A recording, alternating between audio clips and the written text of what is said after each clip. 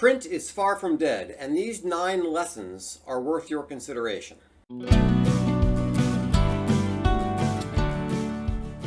Hi everybody, today I will review and comment on Peter Houston's article, 9 Things We Learned Making an Indie Print Magazine, which I received from Bo Sachs last week.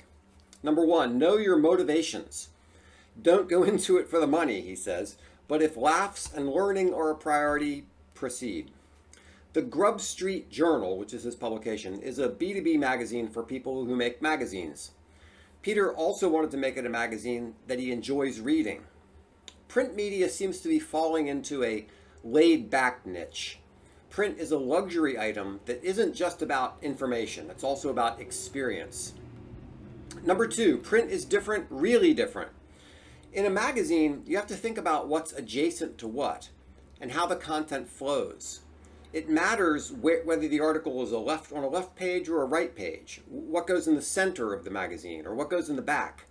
Digital doesn't have the same sorts of issues. It's a very different experience. Number 3, magazines are manufacturing. You have to work with printers, mail shops, distribution channels, and shops, like e-commerce shops. Selling a physical product is very different than selling a digital one. Covers still matter. Number 4, a magazine sits on the newsstand and beckons you to pick it up. It sits on your coffee table as a display that you want your guests to see. Or if you're sitting on a train, it's what people see when they look at you, right? So covers are important in conveying a feeling and an attitude. Number 5, B2B doesn't have to be boring.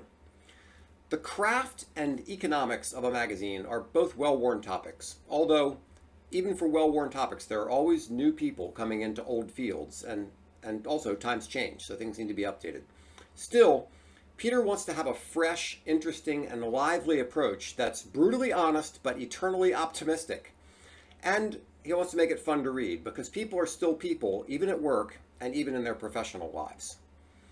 Number 6, selling magazines is really hard. As an indie startup, they can't rely on other people to take care of distribution and retail. They have to get their copies to market, and they have to get people to their Shopify store. Number 7, frack the digital or print dichotomy. He's not talking about print versus digital issues, but print versus digital economies. Even if a magazine is in print, you need social media, online commerce, and other ways to connect with audiences. In other words, print, even a purely print publication, still needs digital.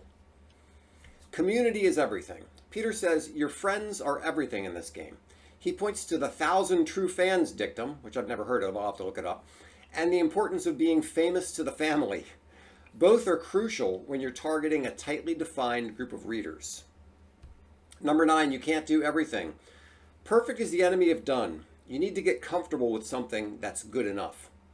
Now, I'll add one comment of my own to all of this, which Peter doesn't address, although we've discussed it briefly on LinkedIn. I think he agrees with me about this. It can be dangerous to think of print and digital editions of the same publication because print and digital are so very different. Think of the publication in the abstract, irrespective of format. Now, from there are 2 approaches you can take. In the first, and this is the dangerous one, you limit your conception of the publication to what will work in both print and digital. Imagine 2 intersecting circles, where the circle on the left is what print does well and the circle on the right is what digital does well. By doing that, you've now limited yourself to the intersection of those 2 circles, and that's not good for the publication. In the second approach, you take the general publication idea and ask, how can I make this the best possible publication in print? And the same for digital. How can I make it the best publication in digital? You might end up with 2 very different products, but that's okay. Anyway, that's my thought on Peter's very good article. I'll provide a link below. You should read it. And if you have any questions about your business or want to chat with me about anything, please contact me. You can go to thecrablegroup.com and reach me there. Thanks so much.